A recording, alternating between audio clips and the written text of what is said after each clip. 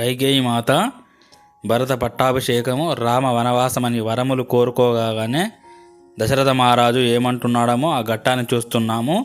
శ్రీమద్ రామాయణము మహాకవి శ్రీ వాల్మీకి మహర్షి విరచిత బాలకాండంలో ఉన్నాము. అంటుండు మన దశరథ మహారాజు అంటుండు, రామ వనములకు వెళ్ళుము అని పలికిన వెంటనే రాహుగ్రస్త చంద్రుని వలె ఆయన ముఖకాంతి వెలవెలబోవును. అట్టి వివర్ణమైన ముఖమును నేనెట్లు చూడగలను? ప్రతిభాశాలురైన సచివులతో గురువులతో బాగా చర్చించిన పిమ్మట రామ పట్టాభిషేకము నిశ్చయమైనది. శత్రువులచే పరాజితమై వెనుదిరిగిన సైన్యము వలె ఆ నిశ్చయము తారుమారవుటను నేనెట్లు చూడగలను? వివిధ దిక్కుల నుండి వచ్చిన రాజులందరూ ఇక్ష్వాకు వంశమున పుట్టిన ఈ మూఢుడు ఇంతకాలము వరకు రాజ్యమును ఎట్లు పరిపాలించెను అని నిందాపూర్వకముగా నన్ను గురించి అనుకొనరా? రేపు ప్రాతకాలమున తెల్లవారగానే సజ్జనులైన వృద్ధులు పండితులు శ్రీరాముడెక్కడా, ఆయన పట్టాభిషేకము ఎందులకు ఆగిపోయింది అని నన్ను నిలదీసి అడిగినచో వారికి నేనేమని సమాధానం చెప్పగలను? కైకేయి చేసిన ఒత్తిడికి లోనై శ్రీరాముణ్ణి అడవులకు పంపితిని అని నేను వారికి చెప్పినచో నేను నీకిచ్చిన వరములను నిలబెట్టుకునిన వాడను అగుదునేమో గాని శ్రీరాముని యువరాజ పట్టాభిషిక్తుని చేయుచున్నాను అని అందరి నడుమ పలికిన మాటను మాత్రము తప్పిన వాడగుదును కదా. మీరు శ్రీరాముణ్ణి వనములకు ఎందులకు పంపితిరి? అతడు మీకు చేసిన అపకారమేమి అని కౌసల్య నన్ను ప్రశ్నించినచో ఇట్టి అప్రియ కార్యమునర్చిన నేను ఆమెకు ఏమని సమాధానం చెప్పగలను? కౌసల్యాదేవి పట్టపు రాణి అయినను దాసి వలె నాకు పరిచర్యలు చేయుచుండును.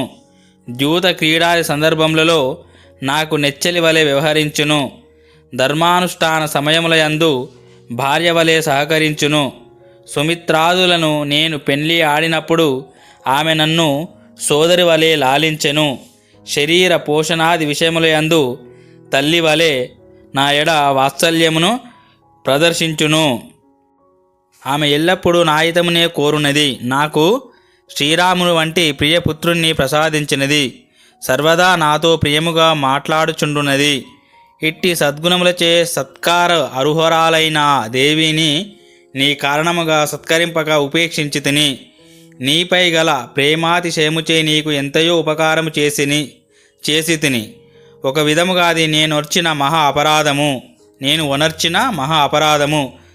అపత్య ఆరమును భుజించిన రోగిని అది బాధించినట్లు నీకు నేను ఒనర్చిన ఉపకారం ఈనాడు నన్ను పీడించుచున్నది. శ్రీరాముని యువరాజ పట్టాభిషిక్తుని చేయకపోగా నేను ఆయనను అడవులకు పంపుటను చూచి సుమిత్ర మునుముందు నా కుమారులకు ఏగది పట్టును అని భయపడుచు ఇక నన్ను నమ్మనే నమ్మదు.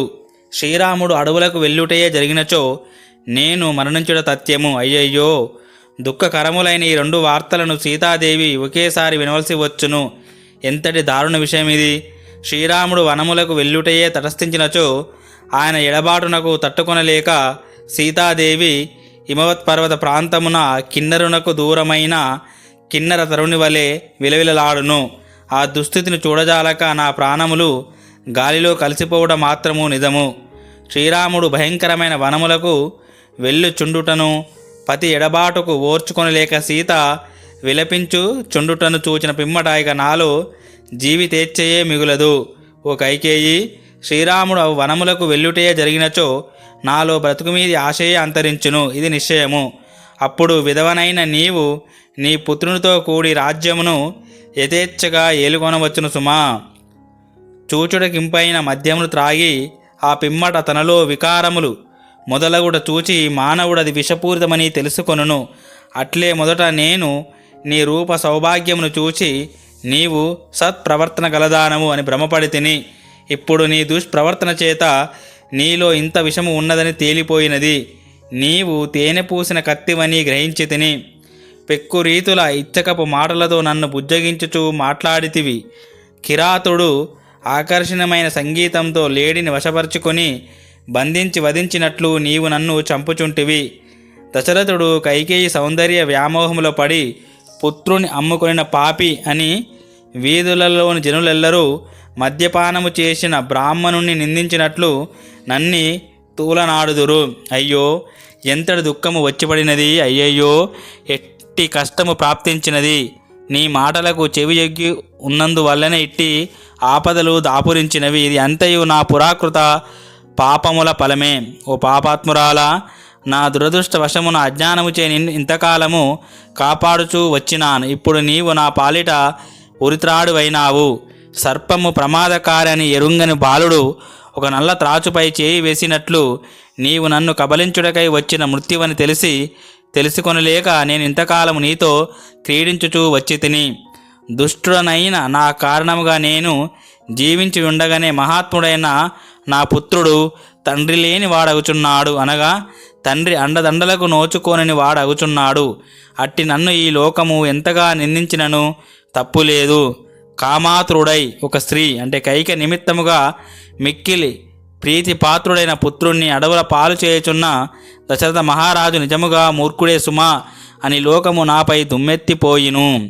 నియమనిష్టలతో వేద శాస్త్రాదులను అధ్యయనము చేయుట చేతను బ్రహ్మచారి ధర్మములను ఆచరించుట వలన గురువుల శిక్షణలో వారి నిర్దేశములను పాటించుట వలన రాముడు ఎంతయో కృషించుచున్నాడు. ఇప్పుడు గృహస్థాశ్రమమునందు సుఖపడవలసిన సమయమున అతడు మరలా గొప్ప కష్టములనే పొందవలసి వచ్చుచున్నది. నాయనా, వనములకు వెళ్ళుమని మాట నా నోట రాగానే నా చిన్నారి రాముడు మారు మాట్లాడక సరే అని పలుకును. వనవాసమునకు పొమ్ము అని నేను ఆదేశించినప్పుడు నేను పోజాలను అని రాముడు మారు పలికినా బాగుండును. అదే నాకు కావలసినది కూడా. కాని నా రాముడు అట్లు చేయడు. రాముడు నిష్కల్మష హృదయుడు. అతడు వనములకు వెళ్ళకుండుటే నాకిష్టము అను నా మనస్సులలోని ఆంతర్యమును అతడు ఎరుగడు. వనములకు వెళ్ళుమని నేను పలకగానే అతడు అట్లే అని వచించును. రాఘవుడు అడవులకు వెళ్ళిన మరుక్షణమే జనులందరూ నన్ను చీకొట్టుదురు. ఏ విధముగా క్షమాహరుడను కాని నన్ను మృత్యు వెంటనే యమ సదనమునకు కొనిపోవును. శ్రీరాముడు అడవులకు వెళ్ళిన మరుక్షణమే నేను మృతి చెందుట తథ్యము. అనంతరము నాకు ఆత్మీయులైన కౌసల్య, సుమిత్ర మొదలగు వారిని నీవు ఎట్లు ఇక్కట్ల పాలు చేసేదవు కదా. రాముడు అరణ్యముల పాలైన వెంటనే నా బొందిలో ఆ అసువులు మిగులవు. ఈ దుస్థితికి తట్టుకొనలేక కౌసల్య కన్నుమోయును. రాముడు దూరము కాగా తండ్రి పరలోకమునకేగా లక్ష్మణ శత్రుఘ్నులు మృత్యులోకమునకు చేరుదురు.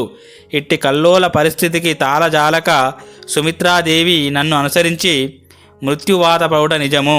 ఓ కైక, నన్ను, కౌసల్యను, సుమిత్రను, ముగ్గురు కొడుకులను నరక యాతనలకు గురిచేసి రాజ్యమును నీవే హాయిగా ఉండుము. ఇక్ష్వాకు రాజ్యము సకల సద్గుణములకు ఆలవాలము. ఇది సత్కార్యములకు పెన్నిది. ఇంతవరకు ఎట్టి క్షోభలకు గురికాక చిరకాలము నుండి ఇది సుఖశాంతులతో వర్ధిల్లుచున్నది. వనవాస కారణముగా రాముడు దీనికి దూరమగును. నన్ను మృత్యువు కబలించుట వలన రాజ్యమునకు నాతో సంబంధము తెగిపోవును.